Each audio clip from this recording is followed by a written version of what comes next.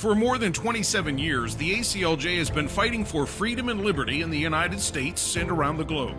Chief Counsel Jay Sekulow has argued 12 times before the United States Supreme Court, including several landmark cases protecting religious and constitutional freedoms. The ACLJ is active in the courts, in Congress, and in the public arena. And joining me now is Jay Sekulow, the Chief Counsel for the American Center for Law and Justice. The Jay Sekulow Live radio program reaches over 1,000 stations nationwide and streams live on Facebook to more than 4 million users daily. With a weekly TV program and an active social media presence, the ACLJ has created a powerful media strategy to continue the fight for freedom and liberty. Nearly 300,000 people in 2 weeks. If we can do that in a couple of weeks, imagine what we can do in 6 months. Imagine what we can do in a year. Imagine what we can do if we stand together. Your support makes a critical difference. So thank you for joining with us. Thank you for standing with us as we seek to proclaim freedom and liberty here in the United States and around the globe.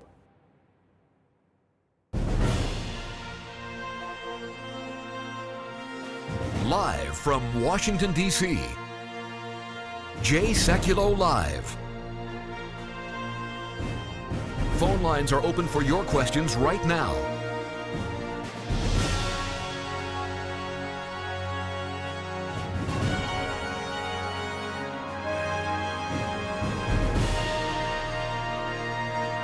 And now, Chief Counsel for the American Center for Law and Justice, Jay Sekulow. Hey, everybody. Welcome to the broadcast. We've told you about the case of Pastor Andrew Brunson. We just received yesterday a 62-page indictment from Turkey against Pastor Brunson. Now, it's very important you understand some of the background here.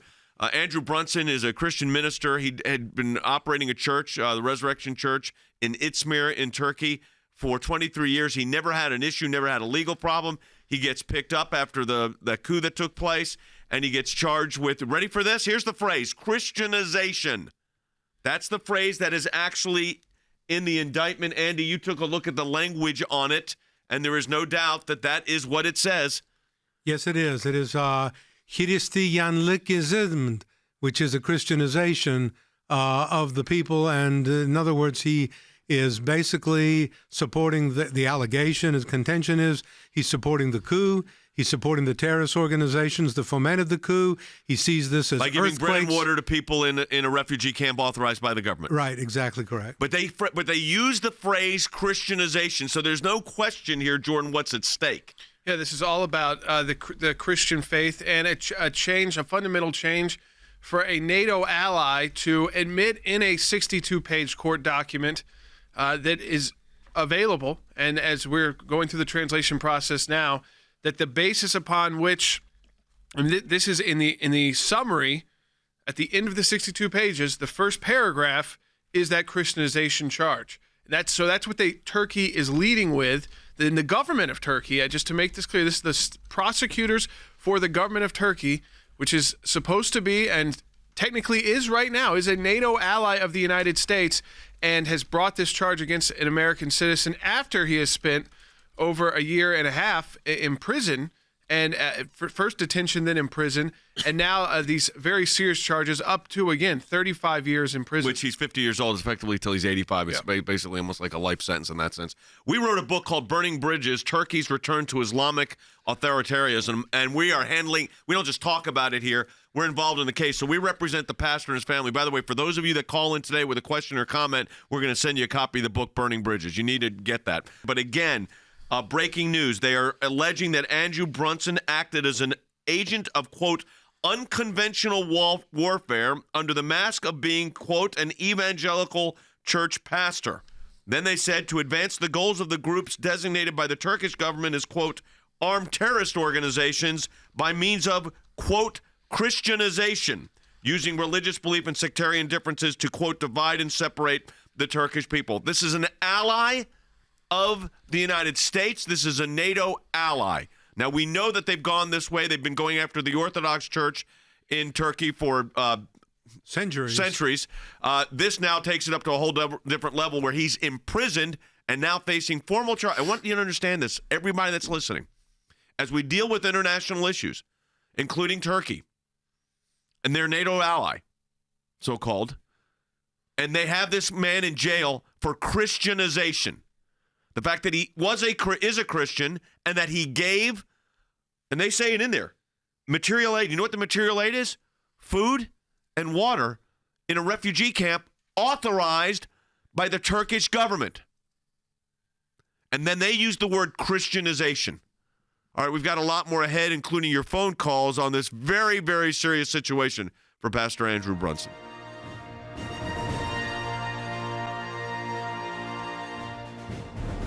So Pastor Andrew Brunson is now facing formal charges. It is a 62-page indictment in Turkey. He is charged with being a Christian. Actually, they call it Christianization. This is actually in the complaint, in the indictment. We've translated it into English. I'm going to read you a portion of this indictment to show you what this is. This guy's facing a 35-year sentence, which effectively he's 50 years old. He'd been there for the rest of his life because of, quote, Christianization. Here's what they say. This is in the indictment translated. In the Christian faith, the beginning of a war called Armageddon is mentioned. This war will be broken. And the end of this great war, Jesus will descend from heaven with the sword. The Christian army will be struck behind him, and with the Christ Jesus will attack the evil ones. On the one hand, in the Middle East, there will be a deceit in the north of Israel. He will put 100,000s behind him, and there will be a battle of Armageddon between the two sides. Turkey is also mentioned. Places in the north of Israel. Meanwhile, despite the fact that Turkey is particularly, and they talk about Syria and Iraq, geographical information that they give, since last year, Protestant internet sites have been showing President Tayyip Erdogan pictured and said he is Dajjal, which is, I guess, the evil one. Yeah, the devil. There are Calvinist churches, evangelical churches, Baptist churches, Southern Baptist churches, and non-Protestant Mormon churches, which have been in America for centuries. This is what they put in the complaint. They believe in elected people. They do not see any objection to disappearing because they think the people who are not connected to the church are not selected. One of the conditions of Armageddon war to be found is the presence of the 13th person who lost his faith in Christianity being widely reported to all people, and the war by the state of Israel to be initiated. This is in the indictment against a Christian pastor, Presbyterian pastor in Turkey, who happens to be an American citizen and has been there for 23 years. Now, the president of the United States has been very aggressive on this. I've been working with the president. We've worked with the vice president as well. They have asked on numerous occasions, demanded the release of the pastor, Andrew Brunson. But now we have the indictment, so that reaches a whole new level here. And I do believe the section you just read, that kind of a diatribe on the Christian faith in the United States of America and the Western world, the idea of Protestantism, Mormonism in America, the idea of Armageddon, and of course, what gets mentioned in the final sentence, a war started by the state of Israel. I mean, it's got all of the key points, but for anyone who kind of sees these as unsophisticated attempts, and remember, we're reading a translation from Turkish, so if everything doesn't flow perfectly, that is why. But these are people who are sophisticated in the sense that they are studying carefully the religious systems in America, and putting together a legal case where the penalty is 35 years in prison by talking about what the books of the Bible have had for thousands of years in them. I mean, so this is, again, nothing immediately shocking to Christians or even those who are familiar, but the way it is written, of course, you've got a war by the state of Israel. You've got the end times, which means a destruction of bringing down their current president. That's he's not going to live forever, President Erdogan, but that is kind of how he's being, if you actually read this, he's being put on a kind of I'd say a kind of equal setting or staging as a religious figure, not just figure, but as a deity of some kind. And of course, in this complaint, there's also the idea that that Pastor Brunson, with this church in Izmir, is trying to also reform Islam, also as a Marxist-Leninist. So it basically, you take the entire kitchen sink in 62 pages, and you're throwing it as pastor, but you just take parts of this, and it's very serious charges. Andy, how do you view? I mean, we've had a lot of expertise in Turkey because we've been dealing, and as I said, we have a book called Burning Bridges, and anybody that comes on the air today, we're gonna get a copy of it for you.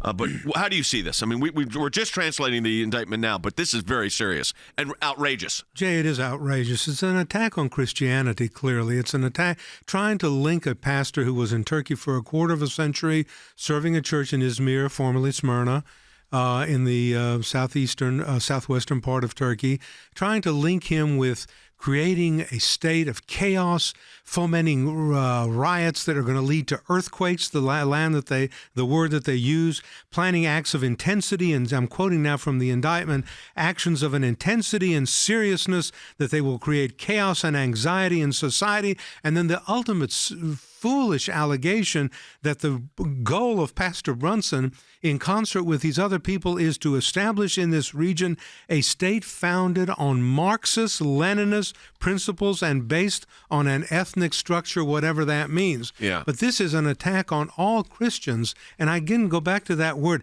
Hristiyanlaştırılmazini, which means the Christianization that which they see as the undermining of the Turkish state. And let's go right to the phones, Logan. All right, let's go to John in Minnesota, St. Paul, on line 3. Hey, John.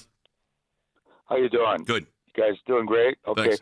Question, Erdogan just doesn't seem to care what the president thinks, what multiple pleas to him on Brunson's behalf are. What can we do? Can we do sanctions? Can we work through the UN on this issue? Well, we are working through the United Nations right now. So we have made, in fact, Pastor Brunson's daughter appeared before. I think we may have that video. I pass the floor to European Center for Law and Justice. Thank you, Mr. President. I'm here today on behalf of the ECLJ, who is representing my father, Pastor Andrew Brunson, the innocent United States citizen who has been wrongfully imprisoned in Turkey now for almost a year and a half, and yet he has still not been formally charged with any crime. Having grown up in Turkey, it has been hard for me to understand the situation. My family loves and respects the Turkish people, and my father has been dedicated to serving them for over 2 decades. I know the allegations against him are absurd. He is not an armed terrorist trying to overthrow any government. My father is a peaceful pastor. My family has suffered greatly during the past year and a half, which has been filled with tears and countless unanswered questions. I visited my father last August, and we sobbed the entire visit. It was hard to see him so broken, so thin, so desperate. He wrote a note last week which said, "Let it be clear, I am in prison not for anything I have done wrong, but because of who I am, a Christian pastor. I desperately miss my wife and children. Yet, I believe this to be true. It is an honor to suffer for Jesus Christ, as many have before me. My deepest thanks to all those around the world who are standing with and praying for me." Turkey should not get away with holding my father one more day. Please make any and all efforts to secure my father's release and safe return to the United States. He's been falsely imprisoned for far too long. Pastor Brunson's daughter appeared before the United Nations. Jordan, was it the Human Rights Council? You've done that before as well. Human Rights Council. Explain to people what that is. You're in the room with the ambassadors from really around the world. It's not just the member states that rotate on and off. These 47 member states that rotate on and off the Human Rights Council, but all countries take part, and of course these countries who are, if they're being accused of wrongdoing, they're showing up as well, and you're able to reach an ambassador level of again, usually anywhere 50 plus countries in the world at one time, and oftentimes this will be the first or maybe a first time that these ambassadors have had to confront this by a person, so they no longer just getting papers and documents about all the horrible things that are happening around the world. There's obviously lots of horrible things.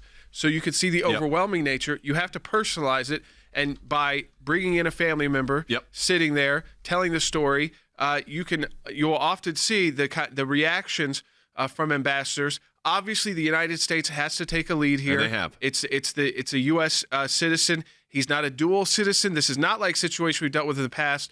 This should not be like Iran. And in one sense, it's not that because we're getting these documents handed right to us. Here's the 62-page indictment. In Iran, just to get the indictment, which would usually be a page, it was smuggled out of the country and taken pictures of on phones and things like that. So you had to kind of prove the case to the world that it was legitimate. Yeah. Turkey's not running away from this. They're not denying that these charges are real. they have put this into a 62-page diatribe against the Christian faith, while at this and then again trying to allege that all Christians in the world, but specifically American Christians, want to start a war with the state of Israel taking the lead. I mean, these are all the key words you would throw out in the Muslim world. You expect more from Turkey. They are not supposed to be the country that throws out the rhetoric of the kind of terrorist sponsoring states, right. But it's starting to sound a lot more like that when you see the key words they put in 3 sentences. Yep. Israel, overthrow of our government, changing Islam, Christianization, forcing everyone to become a Christian, and then everyone disappearing. Yeah. I mean, these are things that, again, if you're not schooled in the Christian faith, sound very extreme. And again, all they're doing is pulling from what is in the Western world. But they couldn't resist putting the Israel stuff in there. No, they can't resist putting the Christianization in there. This is a Christian pastor. He is American. He's in jail in Turkey now for almost going on, 2 years now. We're going to get up to the 2-year anniversary not too long here. Now he's been charged. I've got the indictment. The charges are Christianization. They're blaming Israel. I mean, this is what we're dealing with. And I will tell you that when we come back from the break, what the White House is doing on this, what the State Department's doing on this. As I said, the president and vice president have been very aggressive. But now we've got the charges and the indictment, so that'll take it up to a whole nother level. But, Andy, in one sense, though, as horrific as this is, we're not shocked because of the way the direction of Turkey's been. I'm afraid to say we're not shocked, and that's the horrible thing. And, you know, Jay, when we were at Oxford and we wrote this book, we foresaw and said in our book, the burning of the bridges. In other words, Turkey has always been considered to be the bridge between East and West, but the bridge is now being burnt. In other words, this rapport between East and West, between the Islamic civilizations of the East and the Western civilizations that were founded in Byzantium and so forth, are being burned and destroyed by this dictator. Turkey has been turned into a totalitarian state. Danger. All right, we've got a lot more ahead, including your phone calls on this very, very serious situation for Pastor Andrew Brunson.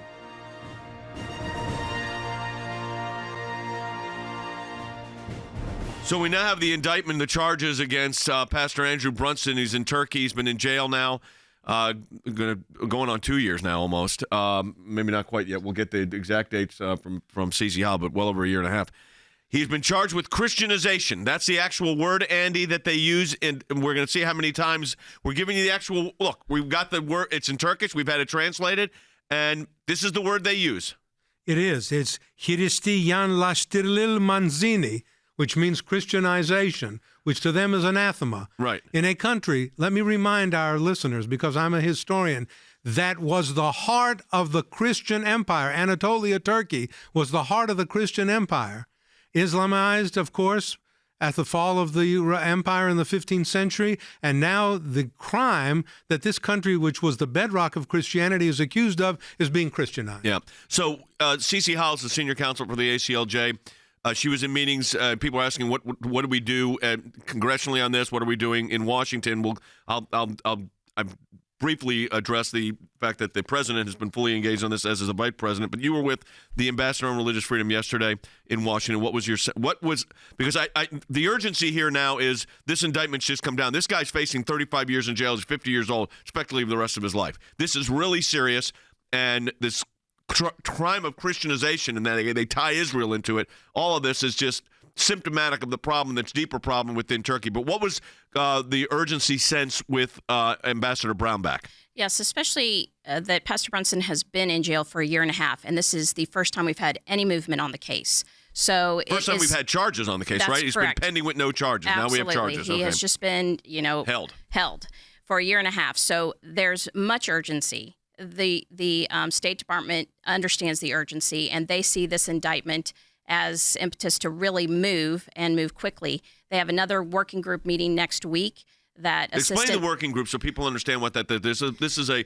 Sure. group from both the Turkish side and the U.S. side Yes. that's working on this. It was formed at the end of last what's year. interesting to me about this, though, is, Cece, while the working group is meeting, they come out and issue an unbelievable indictment where the guy could be in jail for 35 years. But go ahead, explain the working group. The working group was formed at the end of the last year, and it's to work out the issues between the United States and Turkey, which, of course, Pastor Brunson is one of those that has, just driven a wedge between our relationship. So they do see this as the Foreign Minister Çavuşoğlu has said multiple times that he's not going to do anything on this case until there is an indictment. So they actually see this as a move in the right direction of we actually have movement on this case, and now we can push the foreign minister to. Well, I mean, hold I true can to understand they his want to use it statement. for a political thing, political movement here. But here's the reality. To say that this is a good development is not correct, and that they did this while the working group is in play instead of just offline diplomacy being handled.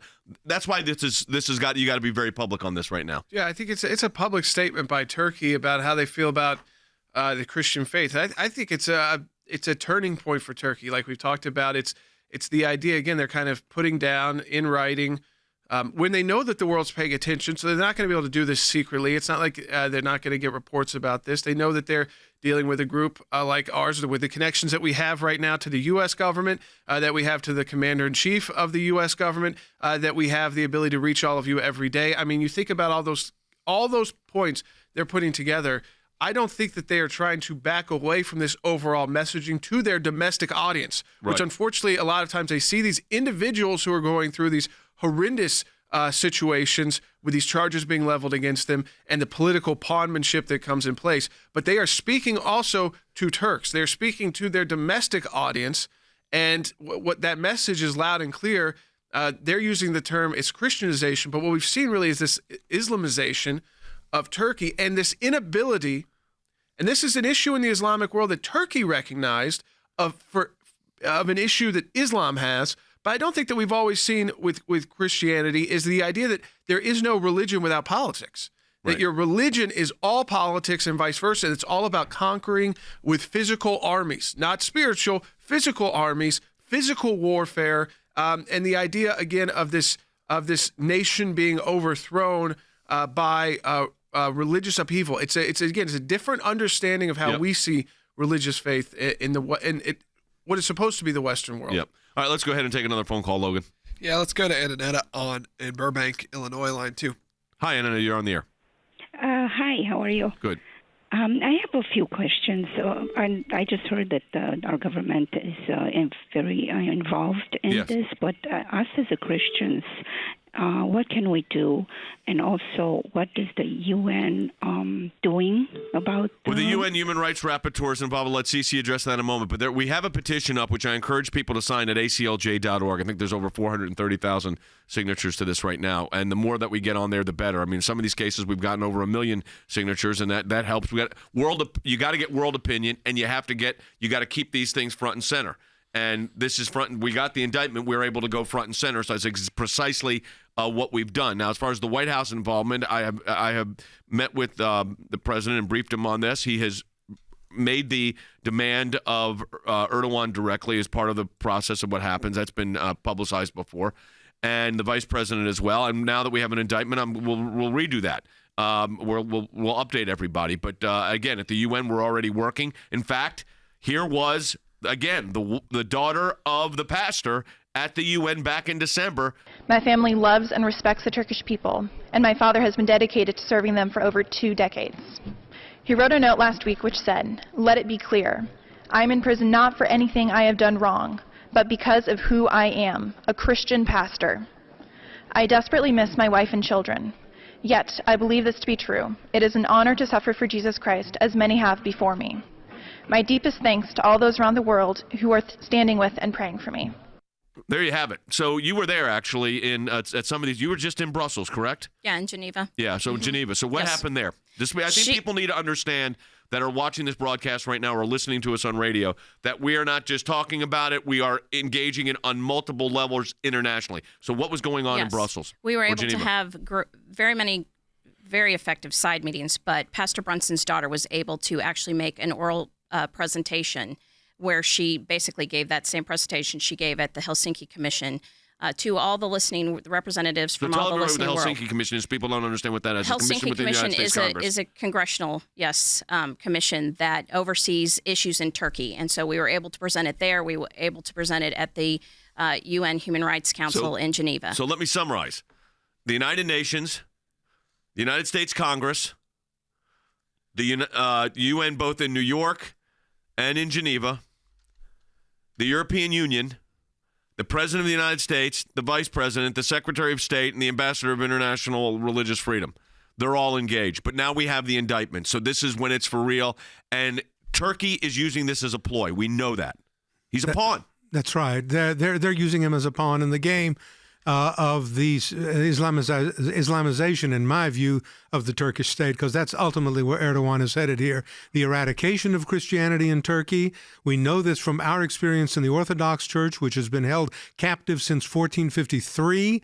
And this is now just another attack on Christianity, using this poor pastor as a pawn in the game. Christianization is the crime in Turkey, punishable by 35 years in prison. You're 50 years old, that's till you're 85.